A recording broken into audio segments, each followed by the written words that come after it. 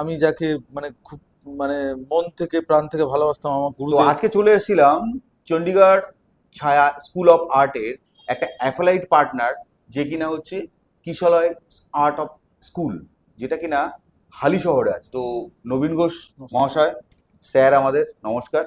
তো আজকে আপনাদের এই ছোট পডকাস্টের মধ্যে কিছু কিছু জিনিস দেখাবো, যে চণ্ডীগড় ছায়া স্কুল অফ আর্টের যে যে সমস্ত অ্যাফিলাইট পার্টনাররা আছে, যে সমস্ত অ্যাফিলাইট ইনস্টিটিউট আছে, তাদের সঙ্গে আমরা কিভাবে সমস্তটাই নিজেদেরকে শেয়ার করি, সবসময় পাশে কি করে থাকি, বা তাদের কি কি কার্যক্রম, সেগুলো সব কিছু আপনাদের আজকে জানাবো।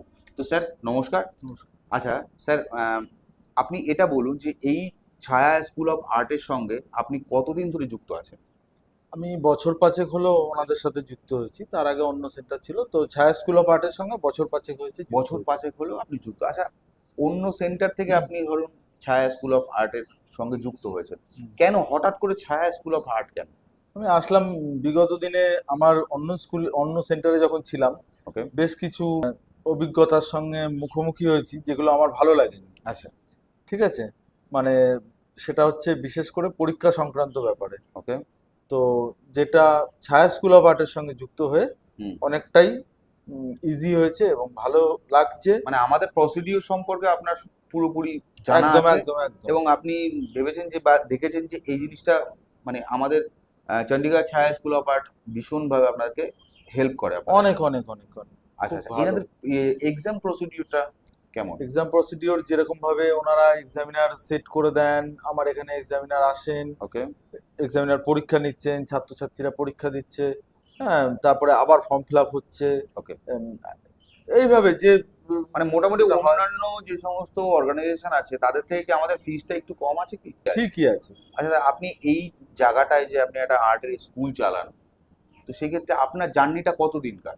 আমার আমার অনেক বছর, কিছু না হলেও আমি প্রায় 25 বছর 26 বছর ছবি আঁকার সঙ্গে যুক্ত রয়েছি। তার আগে থেকেও আমি ছবি আঁকছি, আচ্ছা। কিন্তু ছবি আঁকা শেখাচ্ছি প্রায় 25-26 বছর। 25-26 বছর ধরে আপনি এক ছবি আঁকা শেখাচ্ছেন।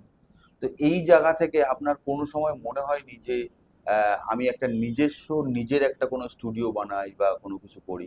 আছে, হয়তো মানে স্বপ্নটা যতটা আছে তত বড় তৈরি করতে পারিনি, তবে বাড়িতে ছোটখাটো নিজের একটা স্টুডিও আছে যেখানে ছবি আঁকি, বাচ্চারা আসে, ছবি আচ্ছা আঁকা শেখে। আমার আচ্ছা বাড়িতেই আছে সেটা। আচ্ছা। ঠিক আচ্ছা, আছে। আপনি এই যে স্কুলটা চালান, আপনি কত জায়গায় শেখান? অনেকগুলো জায়গাতেই ক্লাস হয়। এখানে এখানে যেমন ক্লাস, আজকে আপনি এসেছেন, ওকে। এখানে এখানে ক্লাস হচ্ছে।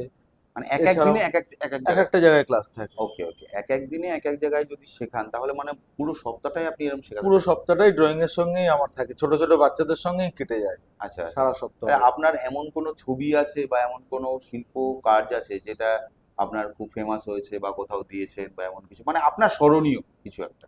আমার স্মরণীয়,